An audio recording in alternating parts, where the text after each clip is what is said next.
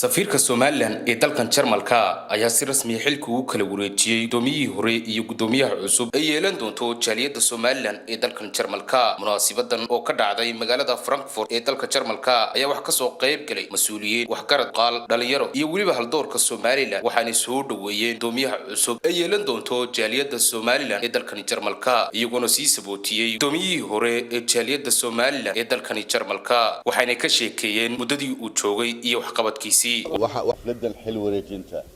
anigoo safiirkii ama wakiilkii Somaliland ee Jarmalka waxaan halkan ku cadeynayaa in xafladan xil wareejintani ay u dhacday sidii sharciga waafaqsanaa ujeedada ay isugu nimid madasha tan waxay daaran tahay haddaan soo daadego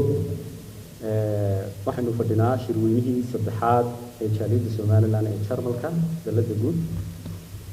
shirweynayaashan inta badan waxyaabaha lagu lafaguro waxa kamid ah koow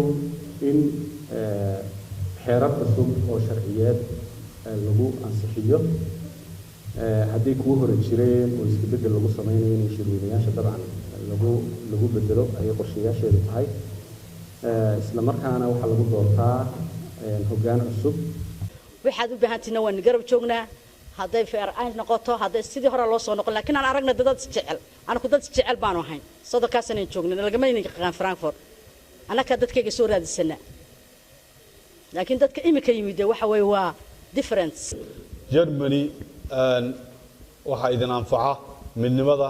Germany waxa idin anfaca isku duubnaanta Germany waxa idin anfaca idinkoo hal isku ah idinkoo jaaliyadiina ku daba fayla taladeeda iyo qaaraankeedana bixiya waxa laga yaabaa qof xanuunsanaya la idin keeni karaa wadankii laga keenayo martiba idin imanaysa oo kale oo aad u baahan tahay jaaliyaduna waa culays weeye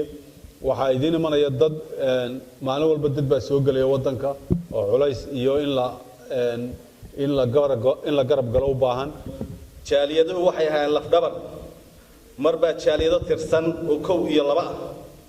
baa waxa weeye baa ummadda reer Somaliland iyo dadkii halkan ku jirayba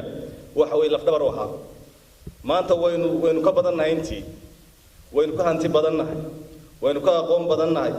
waynu ka waaya aragnimo badannahay dalkeennii baa dhisan maanta halka aynu joogno inaynu hore uga sii kacno ayaa muhiim ah muddo sanad iyo bar ku dhow run ahaantii jaaliyadda maalintii aanu la wareegaynay waxay ahayd jaaliyad magacaaban inkastoo Mustafa Cabdiraxmaan Muumin oo aad noola shaqeeyay jaaliyad aan wali dhamaystirnayn inuu wareejiyay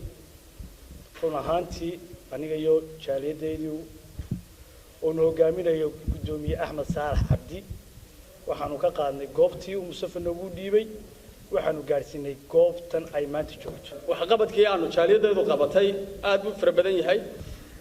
waxaanu xoog saarnay marka koowaad inaanu jaaliyadda sumcadda Jarmalka aanu marka hore horta bal kor u qaadno oo marka hore meel hoose taalay waxaanu inagu aaminsanahay jaaliyadahan inaanu nahay jaaliyadda kaliya active ka imika waqtigan xaadirka Yurub ka jirta